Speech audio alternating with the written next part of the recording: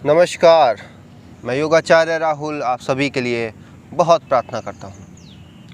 आज का हमारा टॉपिक है हार्ट डिजीज़ से बचने के लिए योग अभ्यास और कुछ प्राणायाम। देखिए, आज बहुत बड़ी समस्या है हार्ट डिजीज़। क्या आपको पता है पूरे विश्व में 6 करोड़ से भी ज़्यादा लोग इससे पीड़ित हैं। वो तकरीबन 6 करोड़ लोग कतार में खड़े हैं हार्ट डिजीज़ के लिए। तो ये कितना बड़ा संख्या है एक हार्ट डिजीज़ के लिए। यह कौन जिम्मेदार है इसके लिए, क्या खान पान होना चाहिए और किस प्रकार से इसको ठीक कर सकते हैं, हम जानेंगे इस वीडियो में। तो चलिए शुरू करते हैं आज का वीडियो।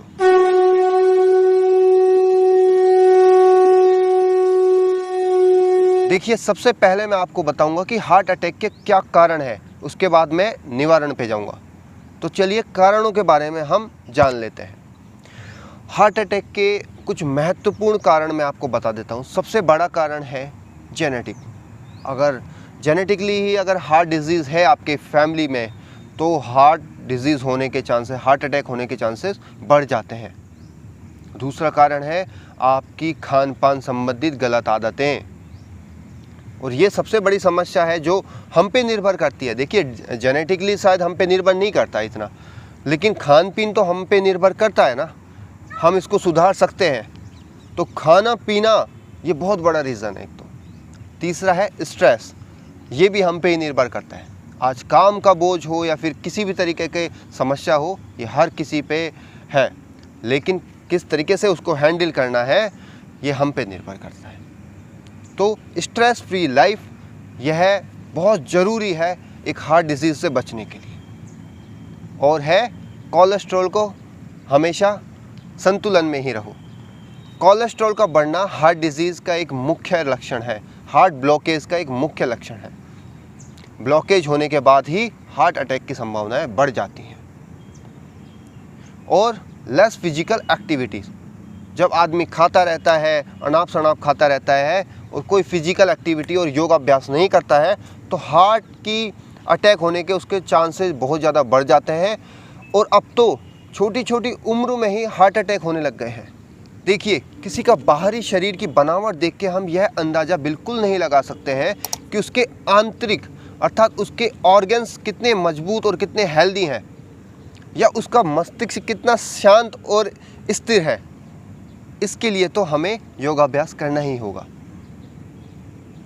आजकल लोग यह अंदाज़ा लगा लेते हैं कि इसकी तो बॉडी बहुत अच्छी थी और इनके हार्ट अटैक कैसे हो गया। यह तो बहुत खुश रहता था, मुस्कुराता रहता था, हार्ट अटैक कैसे हो गया। उसकी मुस्कुराहट के पीछे भी कई दर्द छुपे हो सकते हैं, या उसकी बॉडी के पीछे भी कुछ कारण हो सकते हैं, किस प्रकार से उसने बॉडी बनाई है। बॉडी बनाने एक अलग चीज़ होती है और अपने ऑर्गन्स को हेल्दी रखना एक दूसरी चीज़ होती है। ऑर्गन्स हेल्दी तो प्राणायाम योग अभ्यास से ही होते हैं, और हार्ट हेल्दी तो आपकी कार्डियो जो एक्टिविटी होती है उससे होते हैं, या सूर्य नमस्कार करोगे उससे होते हैं, प्राणायाम से होते हैं। तो चलिए, हार्ट को हेल्दी रखने के लिए मैं आपको बता देता हूँ कुछ प्राणायाम। देखिए, सबसे पहले तो आपको सूर्य नमस्कार का अभ्यास करना पड़ेगा, क्योंकि जब तक आपका कार्डियो अच्छा नहीं होगा तो जो ब्लड का फ्लो है, जब हमको ब्लड का फ्लो बढ़ाना है, हमको पंपिंग बढ़ानी है हार्ट में। पंपिंग कितनी बढ़ानी है वो शरीर की कैपेसिटी पे ही निर्भर करता है। सबका शरीर एक जैसा नहीं होता है। हमें हमारा शरीर को पढ़ना आना चाहिए। हमारा शरीर ही संकेत दे देता है। ये ज़रूर ध्यान में रखना होगा आपको। कभी भी अटैक आएगा, कोई भी अटैक हो, चाहे पैनिक अटैक हो या हार्ट अटैक हो या फिर अस्थमा का अटैक हो, वो कभी भी एकदम से नहीं आता है। वो बहुत पहले से कुछ संकेत करता रहता है शरीर को। संकेत कौन से होते हैं हार्ट अटैक के, क्या संकेत हो सकते हैं? देखिए, थोड़ा बहुत भी आप सीढ़ियाँ चढ़ गए या थोड़ा बहुत भी तेज़ी से दौड़ लिया तो बहुत ज़्यादा हाँफ जाते हो, आप बहुत ज़्यादा थक जाते हो, आपको अंदरूनी दर्द रहता है हार्ट में, थोड़ा चेस्ट में पेन रहता ही है, थोड़ी चुभन सी महसूस होती है, घुटन महसूस होती है, ऐसा लगता है कि गले में कुछ घुटन घुटन सी महसूस हो रही है, नींद नहीं आना, बेचैनी रहना, ये काफ़ी संकेत है जो कि हार्ट देता रहता है बहुत पहले से। तो इसको नज़रअंदाज नहीं करना है हमें, और इसमें काम करना है, जल्दी से जल्दी हमें डॉक्टर को दिखाना ही होगा। तो मैं योगाभ्यास बता देता हूँ। देखिए, अगर आप योगाभ्यास शुरू कर दोगे तो फिर आपको किसी चीज़ की ज़रूरत नहीं पड़ेगी, मैं ये यकीन दिला देता हूँ। कुछ प्राणायाम और योगाभ्यास से आपका हार्ट 100 साल तक जवान रह सकता है। तो सबसे पहले तो आपको सूर्य नमस्कार करना होगा। सूर्य नमस्कार क्यों करना है? क्योंकि उससे आपकी सारी तो मसल्स कवर हो जाएंगी और आपका कार्डियो भी बहुत अच्छा हो जाएगा। उससे क्या है, आपकी हार्ट बीट बढ़ेगी और कार्डियो बहुत अच्छा होगा। और सूर्य नमस्कार के कितने अभ्यास कर सकते हैं? क्षमता के अनुसार 11, 21, 51, 101, 501 भी कर सकते हो, वो आपकी क्षमता के अनुसार है। मैं आपको लिंक दे दूंगा। मैं आपको बता देता हूँ कुछ योगाभ्यास जो कि हार्ट के लिए बहुत अच्छे हैं। देखिए, सबसे पहले आप वज्रासन में बैठ जाएंगे। वज्रासन में बैठने के बाद आपको कौन से अभ्यास करने होंगे ये ध्यान रखना है। जो भी हार्ट को ओपन करते हैं, ओपनिंग वाले जो आसन है वो हमें करने हैं। करने कैसे हैं? मन को शांत और मुस्कुराते हुए करना है, खुश होकर करना है योग अभ्यास। देखिए, वज्रासन में बैठ गए, बहुत प्रसन्नता से इनहेल करेंगे, दोनों हाथों को खोलते हुए ऊपर की तरफ देखा, एक्सहेल करते हुए, इनहेल, एक्सहेल।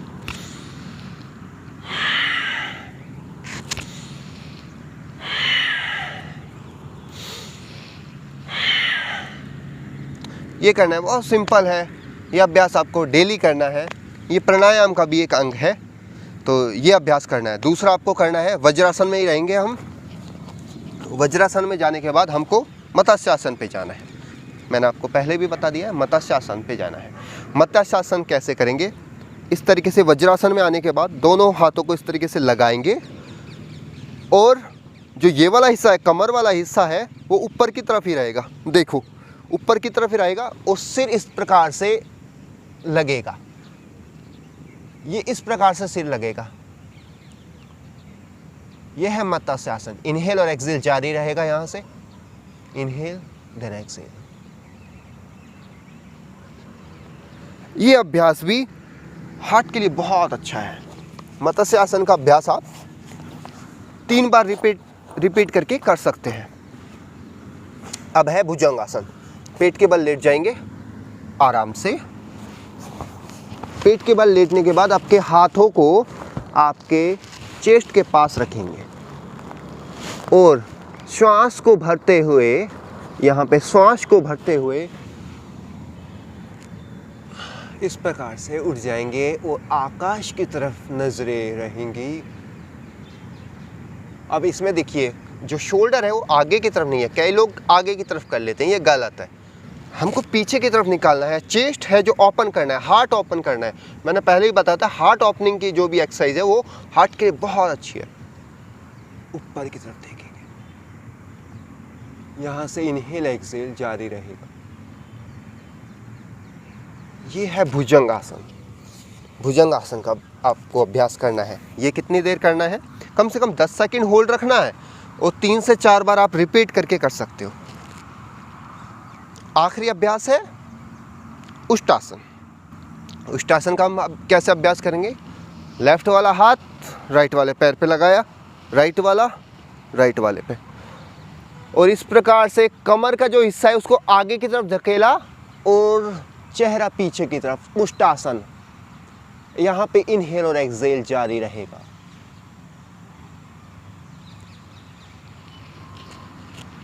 यह भी आपको 10 सेकंड होल्ड रखना है। जिसको कमर की समस्या है वो ये अभ्यास नहीं करेंगे। कमर की समस्या वाले गोमुखासन कर सकते हैं, बैठे बैठे करेंगे गोमुखासन।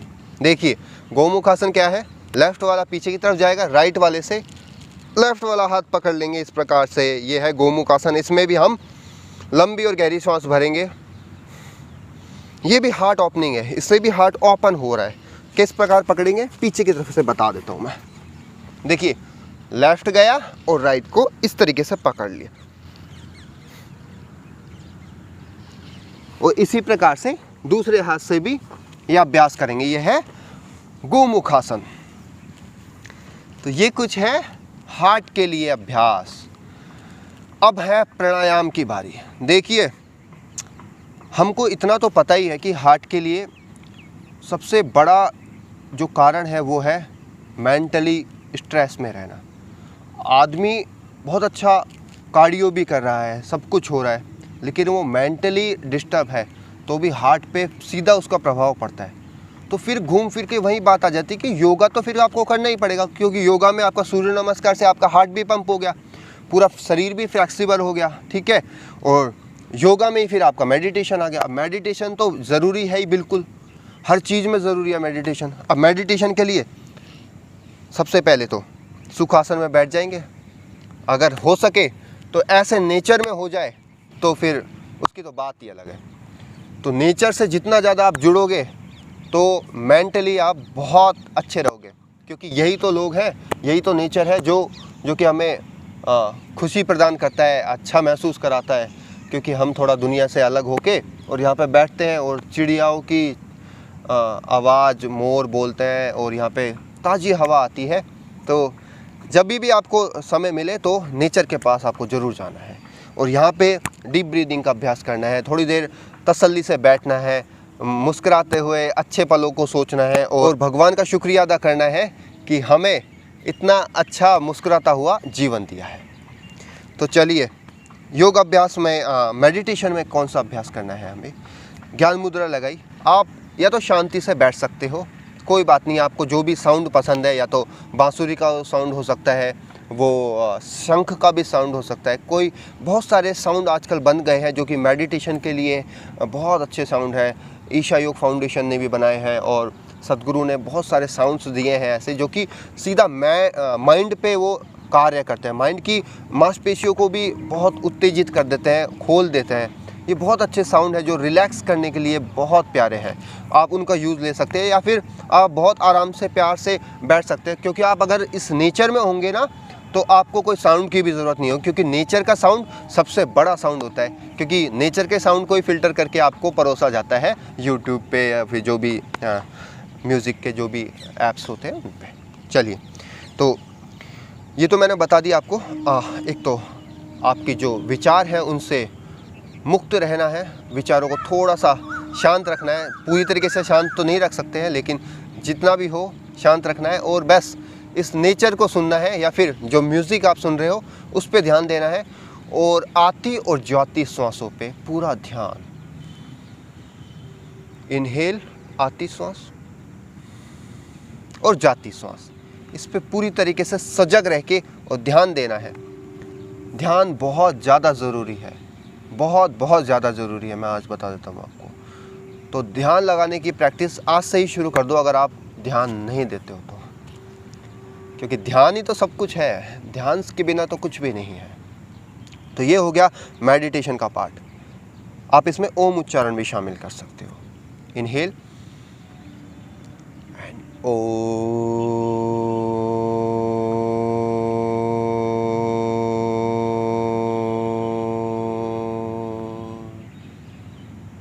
बहुत मन शांत हो जाता है। भ्रामरी का अभ्यास भी आप कर सकते हो, भ्रामरी प्राणायाम।